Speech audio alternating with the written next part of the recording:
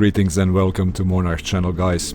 Hope everyone's doing fine and you are ready for some serial killer stories. Before we start, please hit subscribe button, like and share the video. If any of you have your own YouTube channel and you need some background videos, please visit my other channel, Monarch Free Videos. They are all copyright free and you can use it in any way you like. All I ask is for you to subscribe, like and share a link. You can find link to my copyright-free background videos in the description box. Okay, let's get started.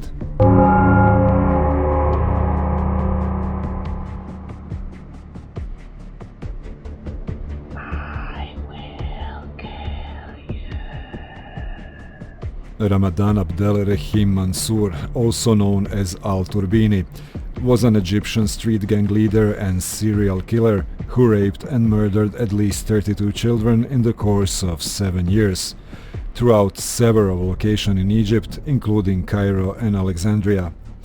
All of his victims were 10 to 14 years old, most of them boys. Mansour was arrested in 2006 along with his 6 accomplices and subsequently sentenced to death. Mansour left his home in Tanta, a town north of Cairo, and joined a street gang at an early age. Gang leaders taught him skills of survival, allegedly cutting him with razors when he made any mistakes.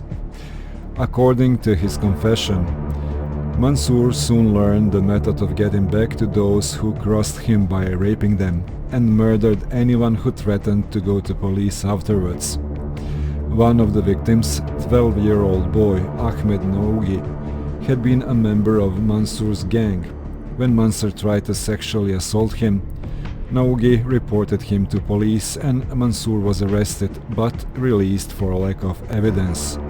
Soon after, Mansour raped and murdered Naougi in retaliation, according to the prosecutors. Mansour frequently traveled between Cairo and Alexandria by train. He felt safer in Alexandria because it had fewer police officers. The Vice Department of Borg El Arab police station in Alexandria started keeping a profile on him during this time. Mansour and his gang members lured street children onto the carriage roof of the trains, where they then stripped, raped and tortured them and tossed them naked onto the trail tracks, dead or barely alive. Some of the children were dumped into the Nile or buried alive. Mansour and his gang's crime came to light in 2006 when 2 of his gang members were arrested, and Mansour acquired the nickname Al-Turbini, meaning express train, from his favorite location for the crimes. After the arrest, Mansour reportedly told prosecutors that he was possessed by a female jinn or spirit who commanded him to commit the crimes. Mansour, along with his companions Farag Samir Mahmoud, also known as Hanata, were convinced and sentenced to death by the criminal court in Tanta in 2007. Mansour and Mahmoud were both executed by hanging on Tuesday, December 16, 2010.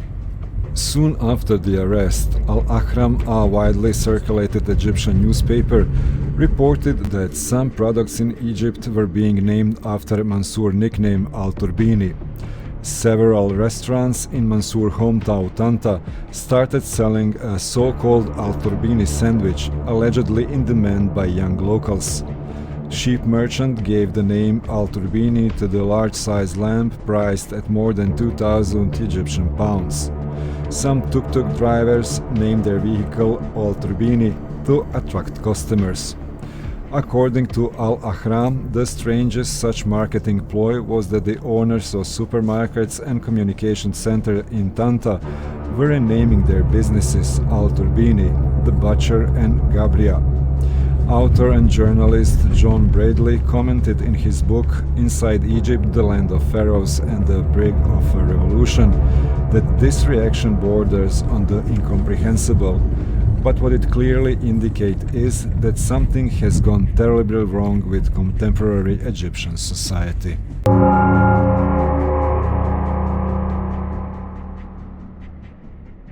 Bruno Lütke was a German alleged serial killer Police officials connected him with at least 51 murder victims, mainly women, killed in 15 years period, which began in 1928 and ended with his arrest in 1943.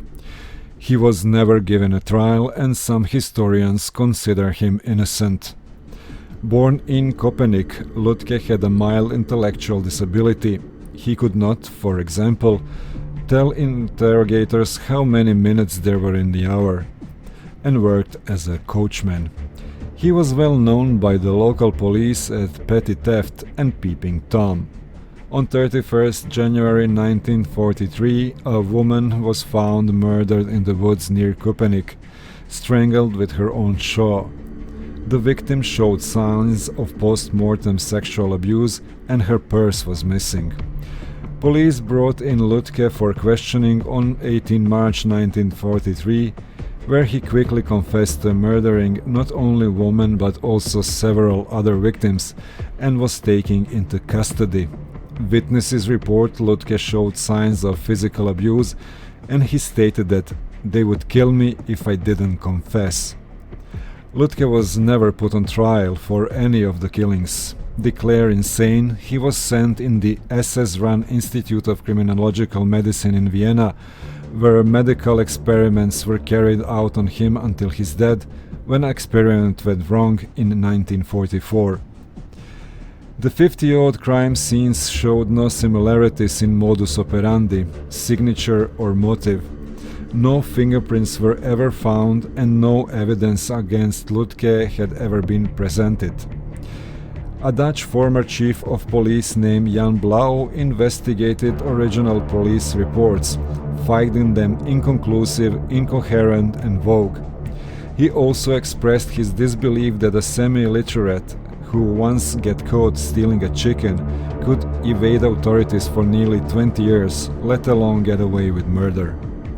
Many believe Lütke to be a victim of a frame-up carried out by ambitious detective Captain Franz, the heavily censored crime police, and the Nazi government that had little patience with people with intellectual disabilities. A 1957 movie, Night When the Devil Came, affirmed the image of Lütke as one of Germany's worst serial killers. Attempts to reopen the case by members of Detective Major Falkenberg yield no results. The true nature of the 51 murders remained unsolved.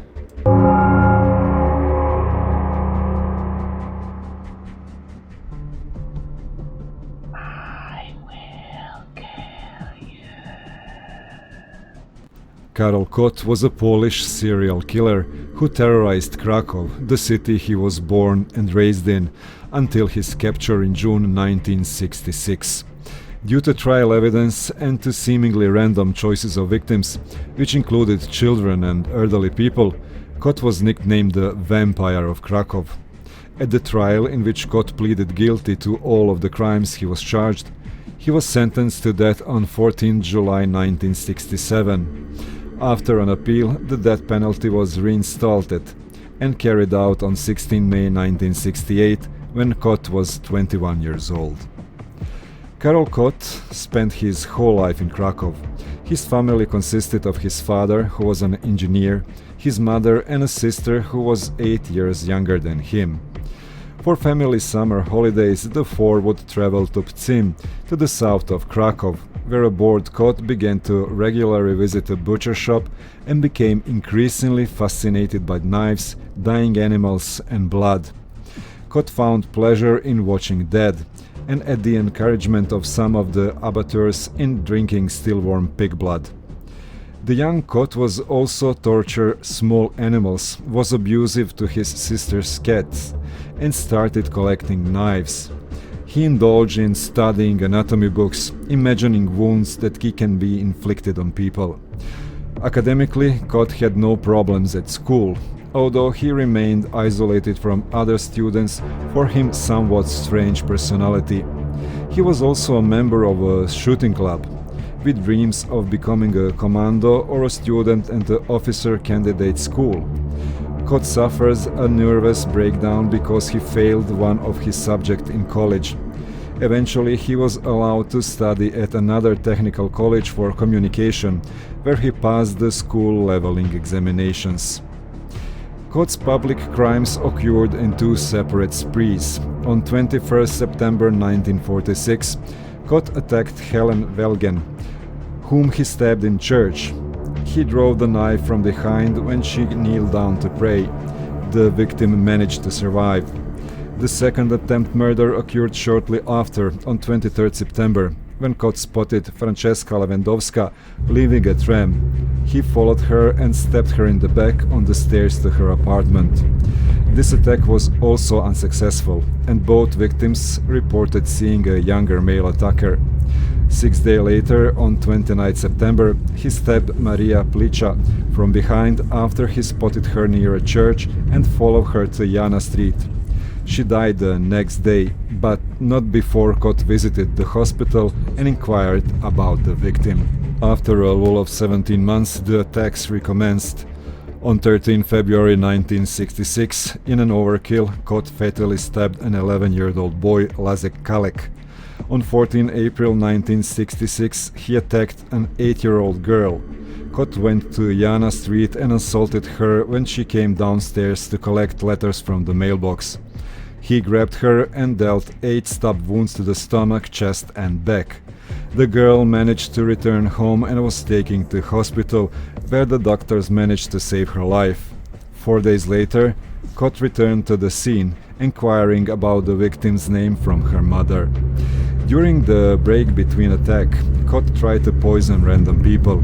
He bought some arsenic and went to a bar when he took a bottle of vinegar from the counter. When certain that nobody was looking, he laced it with arsenic, hoping that somebody would later use it and to be poisoned. He often left bottles of beer or soda poisoned with arsenic out in the open in popular spaces, but nobody ever drank them. He once poured a large quantity of arsenic into a schoolmate's drink, but the boy noticed the suspicious smell and refused to drink it. During the trial, expert witnesses stated that the amount of arsenic used by Kott was sufficient to kill anybody who would drink the beverage. During this time, he also plotted 4 other murders, all without success, as well as initiating several unsuccessful acts of arson. Kott boasted of his crimes to a fellow student, Duanta, who informed the authorities. He was arrested on 1 June 1966, the day after his final exam, which he was allowed to sit in order to prove that he was sane, so he could not later plead insanity during a trial. A search of his house revealed 60 knives and an assortment of other weapons that belonged to him. On 3rd July, Knott has his first formal interview, and on 6th July, in a police lineup, he was identified by Velgen, the woman he stabbed inside the church. He openly admitted and detailed his attacks and other murder attempts, and was then charged with 2 murders, 10 attempt murders, 4 by knife and 6 by sodium arsenate, and 4 acts of arson. Numerous expert witnesses were appointed to find the cause of Kott's psychopathic behavior. They discovered that Kott had shown strange inclinations since his early childhood. After a series of psychological observations and examinations, the doctors asserted that he was completely sane and could attend the trial with full consequences of his actions. When asked in an interview whether he was aware of notion of murder being a crime and evil deed, Kott shortly presented his moral standards. According to him, what determines moral appropriateness of human actions is the fact that they bring an individual satisfaction and a sense of fulfilled duty. He therefore considered himself a murderer, but not an evil person. The trial began on 3rd May 1967, and Kott pleaded guilty to all charges. The verdict was handed down on 14 July 1967, and Kott was sentenced to death, as well as losing citizen rights. An appeal based on diminished responsibility began on 22 November 1967, and his sentence was commuted to life imprisonment. However, a higher court appeal reinstated an original sentence on 11 March 1968, and this sentence was carried out on 16 May 1968. After the hanging, an autopsy was carried out which revealed a brain tumor. Moreover, no official documents confirm the autopsy of Karol Kot exist.